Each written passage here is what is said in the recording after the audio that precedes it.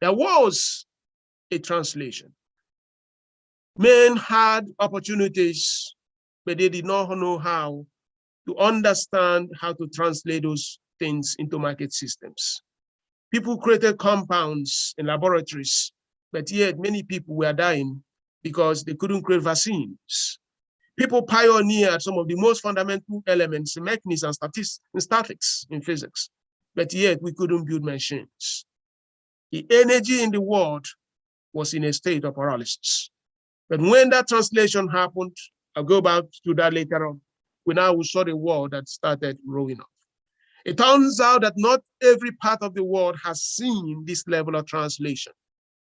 Nigeria, unfortunately, to a large extent, we are still tethered at this largely flattened GDP, while places like the United States and China, they have all moved to that point of exponential GDP growth. And because of that, they have had the capacity to improve the welfare of their citizens. They have also had the capacity to advance the cause and the missions of their people.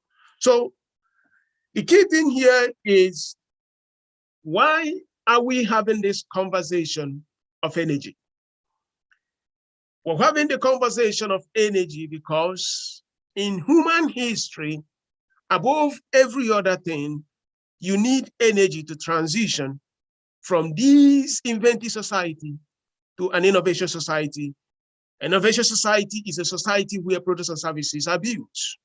Innovation society is a society where people get into the market, they can buy things because they have a friction, they have challenges in their lives, and they actually want to buy things that can help them solve those challenges. Frictions are the needs of customers. Frictions are the challenges of firms. And it's only when you can deliver that solution that people can actually have an opportunity to buy. But if, unfortunately, you may have an idea, but you still need to go from a translation where that idea moves from an idea into a product or service. Energy is one of the most critical elements today to make that translation possible. So if you go into Molue today in Lagos, you see men that have ideas how they can solve some of the most fundamental problems in Nigeria, from water to healthcare services. They have ideas how they can engineer that about the restoration every one of us is hoping for. But you know what happens? They go back, they design, they postulate, but they can't have the energy that they need to have that translation from that idea into the product or service. You know, you have some of the finest professors you can get in the world, from University of Ibadan, the ABU area, to my own alma mater, Federal University of Technology, where they say, we can't have energy. I have built this thing, but I do not have the capacity to do that translation. And because of that lack of translation, you know what happens? We remain inventive, a society of ideas, but no products or services.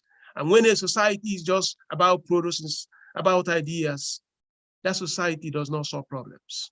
And when a society does not solve problems, that society does not advance the welfare of the citizens.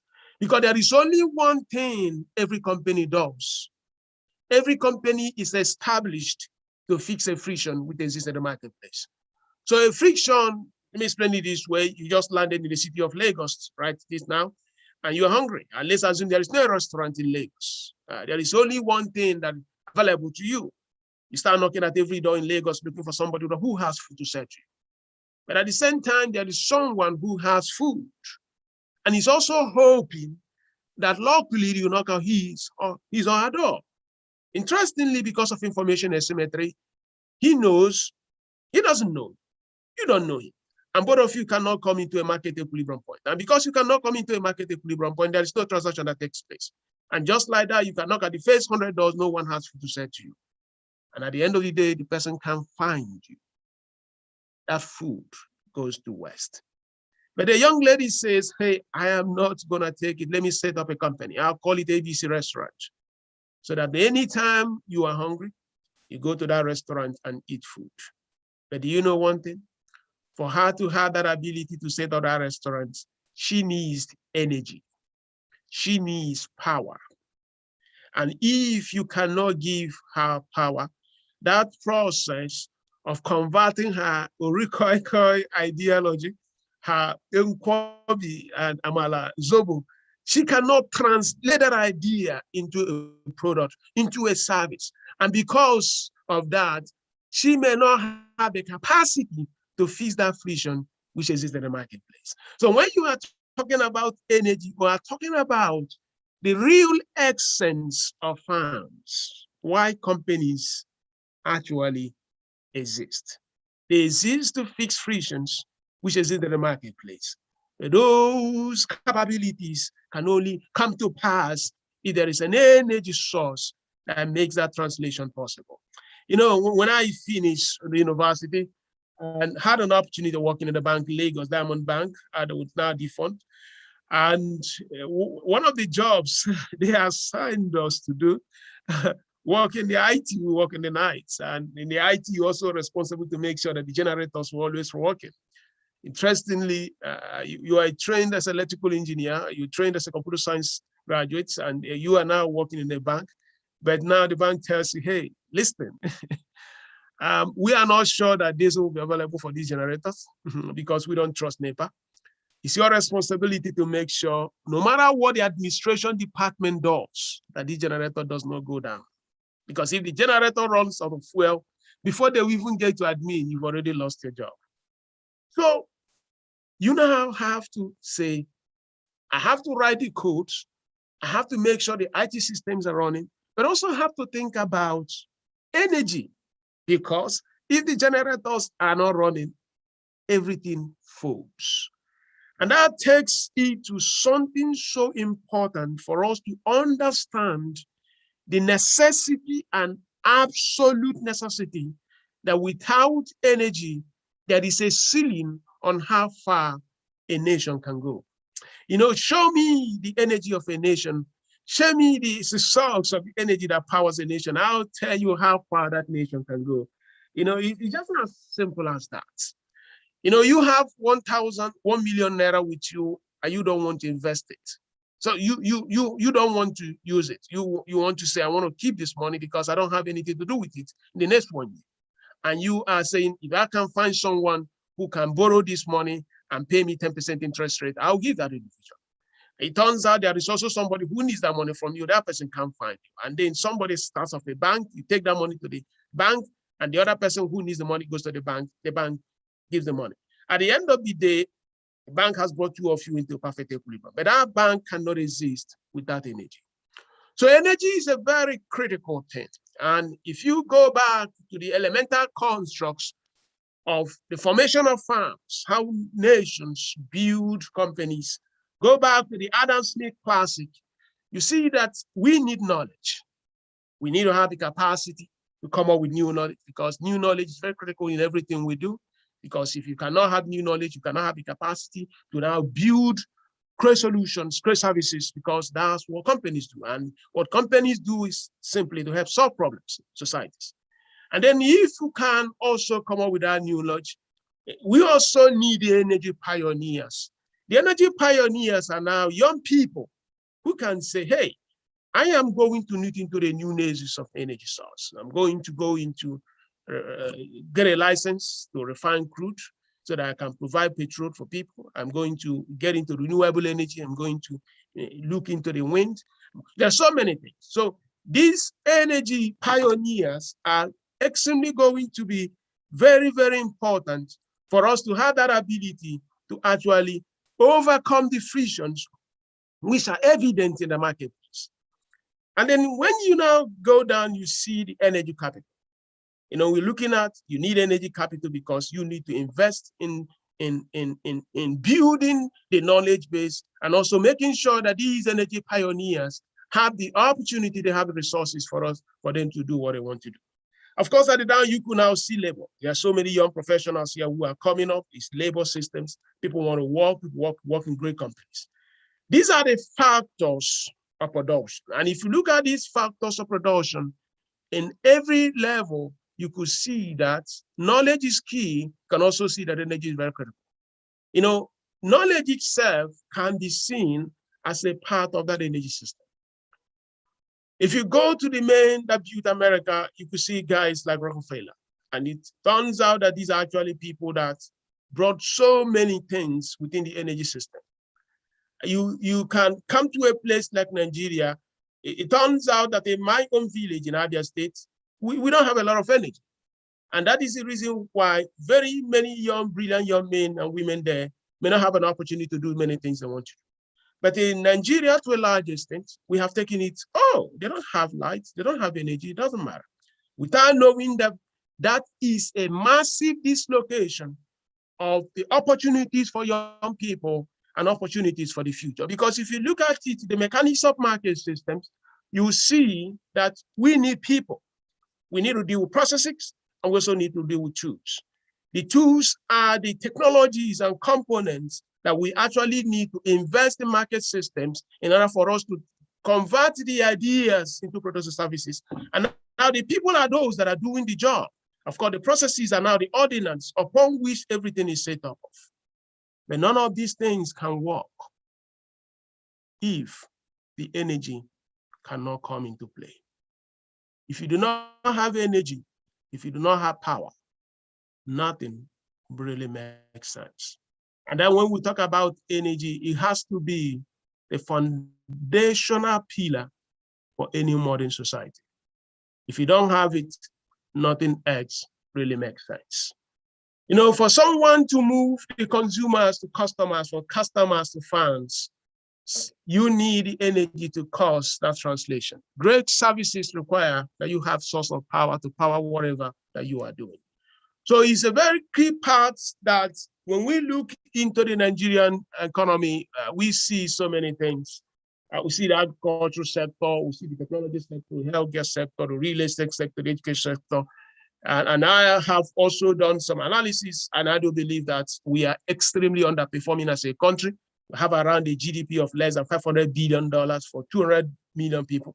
There's just no way for us to defend our maximum level of lack of productivity as a nation, because we wear big suits, we speak big as a people, we fly big jets and just make noise all over the world. The fact is that as a people, we have seriously underperformed.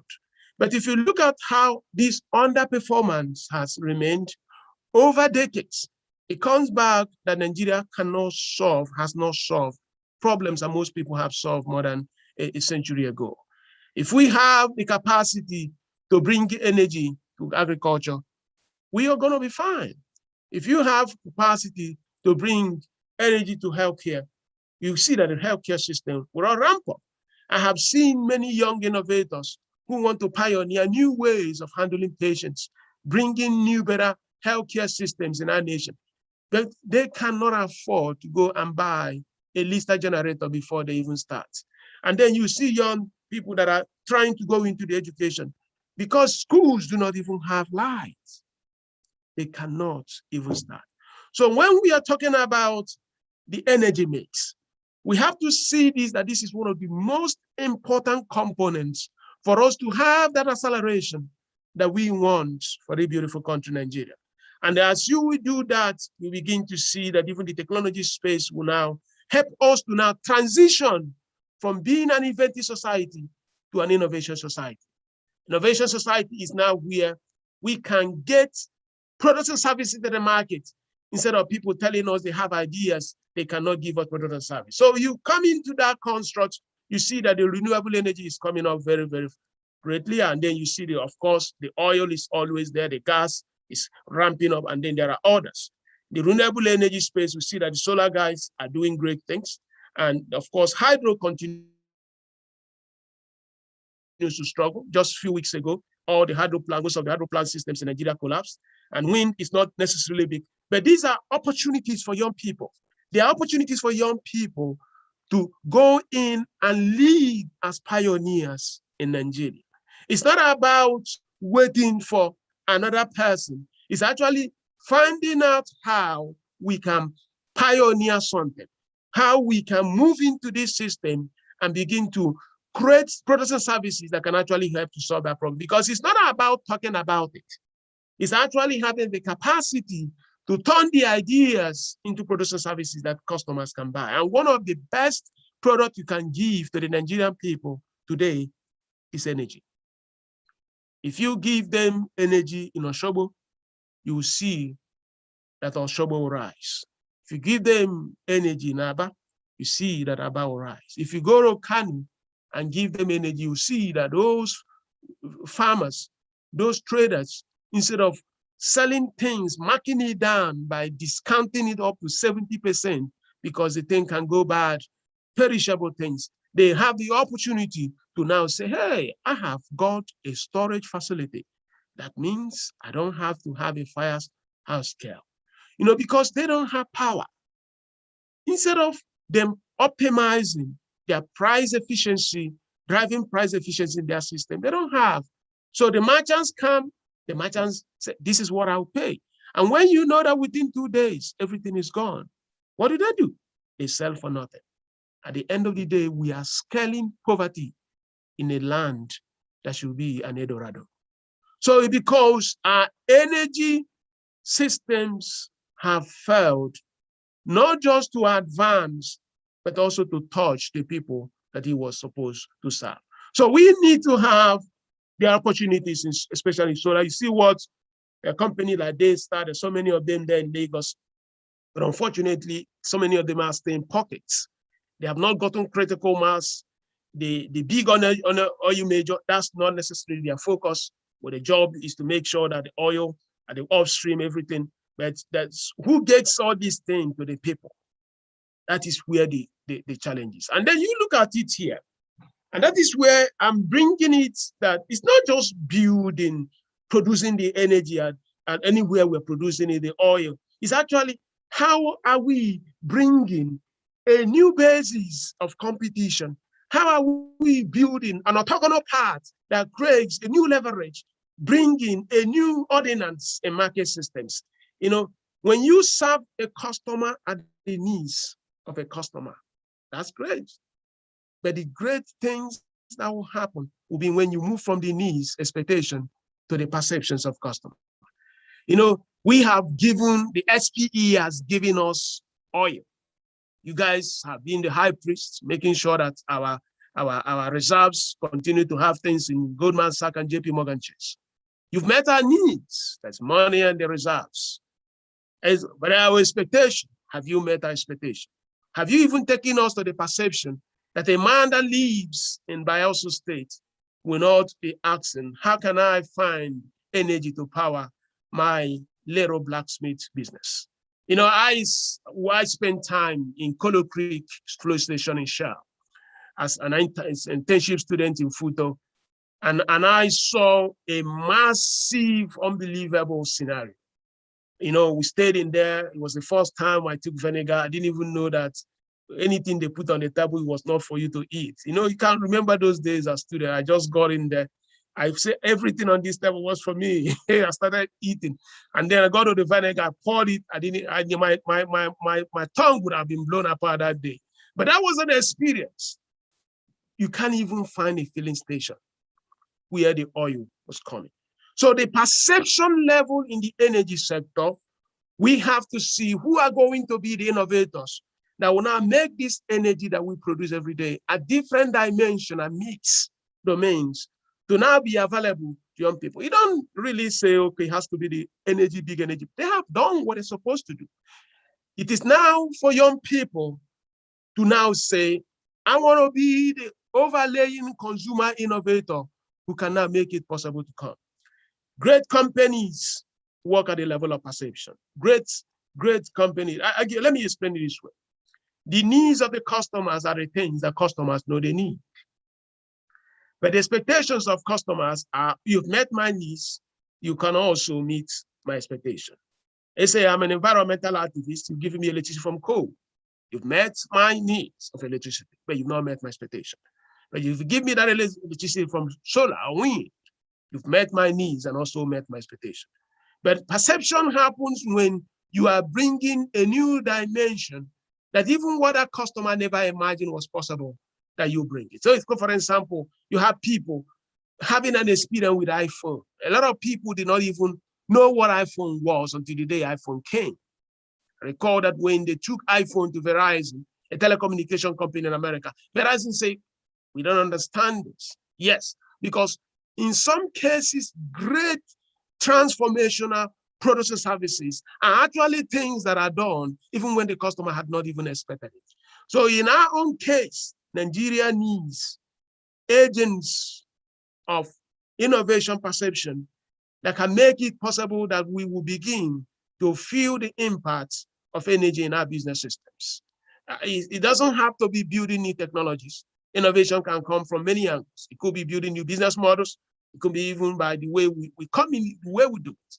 But we have to have that ability that we can take it to the level so that people can have this energy. Businesses have always been run through two domains. People at the downstream, people at the high stream. So for the opportunities for the young people, one thing I'll say here, see how you develop capabilities towards higher level. In other words, if you stay low on your capabilities, you are just going to get a lower value. But if you move higher on your capabilities, you can now accumulate and compound capabilities. It's just like using the same thing most of you here are very familiar with, the downstream and the upstream. The upstream, where the exploration, where the real work in the oily sector, especially in the oil and gas, that's where it happened. The downstream, where the distribution and marketing happen. You capture more value at the upstream. The same thing happens in careers. If you go into the upstream of your career, you are going to have extra value. And when you move into that high capabilities, you begin to see that you compound your value. It becomes, instead of a lot of diminishing returns, which remember those days in secondary school, agricultural science, where if you put a variable factor into a fixed factor, after a certain time, the output will rise, but after a time, no matter how much variable you're putting into a fixed factor, there will not be a marginal increase in the output. So, but what we are seeing here is acceleration of return. It compounds. So, young professionals, I'm rounding off very soon, you need to see how you move your capabilities to the upstream. You move it high, because when you move it from low capabilities to the high capabilities, you can capture extra value. And it's a very critical thing. And that's the same message I tell many Nigerians or Africans when they come to the America, they ask me to talk to them. I say, there is always this kind of noises. If I come to America, I'm working 3 jobs, I'm working 4 jobs. I say, that's a very terrible mathematics. You are working 4 jobs, any minimum wage of $15. But if you go and get a certification in a local community college is there just like our OND kind of thing. You get an associate degree. So you can move from $15 to $25. And if you get one other certification or license, they do a lot of license, everything, even for a plumber, there is a license for a plumber, a carpenter, and so many things. By the time you get these things, you could now move from $15 to $30, $35. So instead of working 4 jobs, you could actually do 2 jobs or 1 job, and you're better off. So don't live a life that is focused on spending more time at work, running 24/7, but rather focus on making sure that per hour of work, you are earning more, that you are going to compound your value over a period of time. And that is the same way we are going to do when we're building our career. There are so many opportunities in the design of this technology system. There's also opportunity in the generation of this energy system. Of course, there is a domain in transmission and distribution. But I also want to point out that if you are not interested in the technical space, you could go into the investing space. You know, we have Tekidia Capital. We just launched it. And we're already working to invest in some renewable energy company. And I have got some guys, they understand the energy mix equation. So we say, you understand the energy mix equation. You come use that expertise you have in petroleum engineering, chemical engineering, and you have in economics, energy economics. Let's go become an investor. So that is an opportunity. And then there are also new dimensions that are very critical. We need to bring technology at the downstream of the energy industry. What we have today is still largely primitive. And I see that what PayStack did to banking, what Flora Wave did to payment, we need to do the same thing in the energy space. So now somebody needs to build an equivalent of pace, stack, and floral wave in the oil and gas. There is a startup I invested last week. It's a California company. It's founded by a Nigerian, a former McKinsey consultant. He's focusing in Nigeria. He's already working with so many energy distribution company. He works in Lagos. They are trying to bring digital technologies at the downstream. Ladies and gentlemen, that is a very huge opportunity. That the distribution part, making it possible that you can use aggregation, digital technologies to bring an orchestration between demand and supply, bringing them into a organic equilibrium point where demand and supply to come, is an opportunity that we need to do. So it is not just about going to the rig, amazing job. I mean, you eat good food. I really, really enjoyed it. It's not also about going to the flow station. It's not about, there are so many dimensions that we can pioneer. And as we do that, finally, there's something I call the Tesla factor. A new business model can change the ordinance in a sector. You know, Toyota makes cars, General Motors makes cars, Honda makes cars, but Tesla makes software. You know, I've written extensively in Harvard on this, how this guy Elon Musk. He said, if you buy my car, you need to pay subscription every month for the software that powers Tesla. And if the capacity of the engine is, let's say, 2, you're paying maybe $100 per month. If you want it to go to 3, if you pay me $300 per month, I'll remotely release more energy so that the car can move to engine capacity 3. In other words, this guy had designed a car that can run from maybe, I'm just using 5 capacity or whatever, engine capacity. But he will say, if you pay $20, you start with 1. If you pay 100, it give you 2. If you pay 500, it can give you 6. That is the way they sell software. It's like basic plan, pro plan, and you remember platinum plan. Now he said that if you sell that car, interestingly, you are not going to give that license to the next person who buys that car.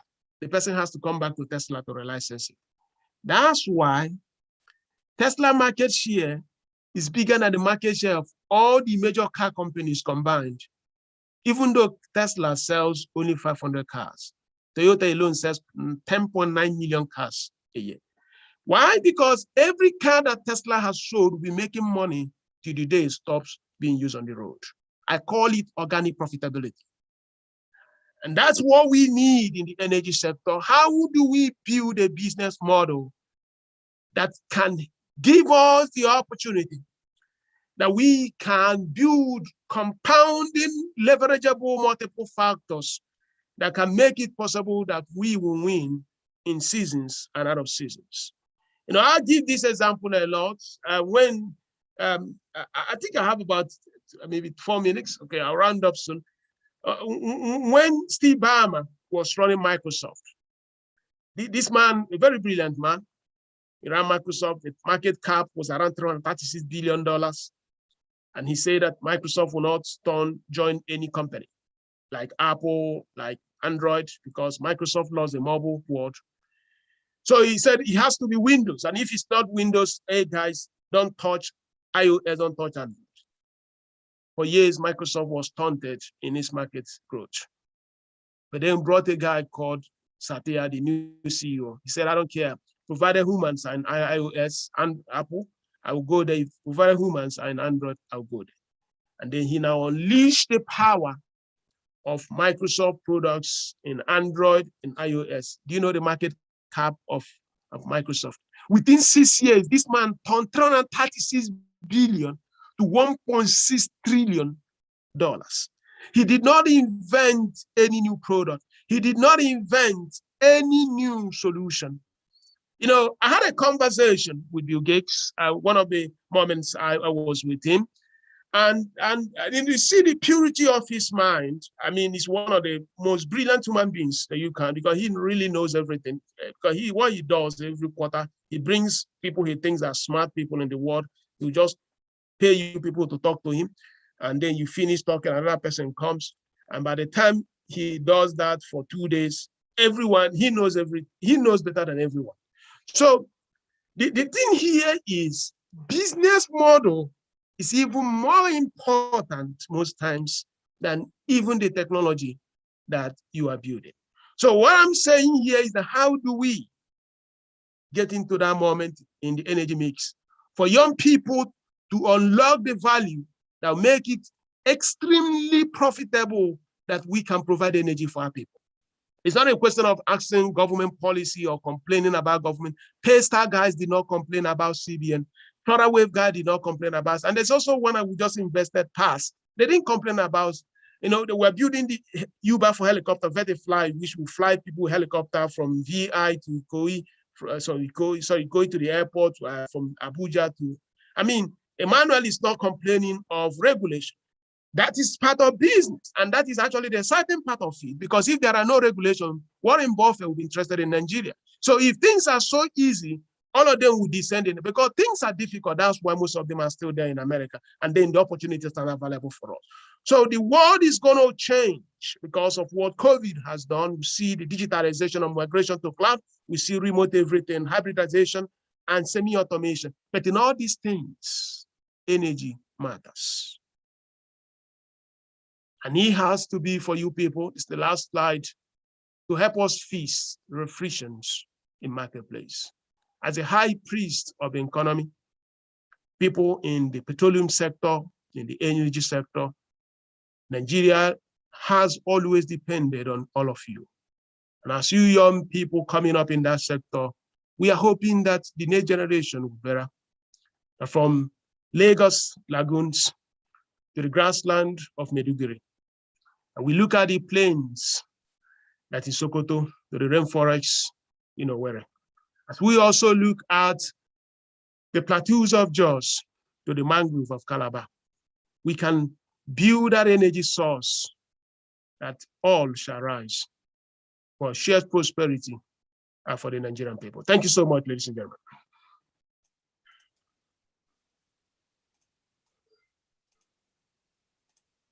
Thank you so much, Professor, for that wonderful delivered presentation. Thank you to everyone who has been engaging while Professor was speaking.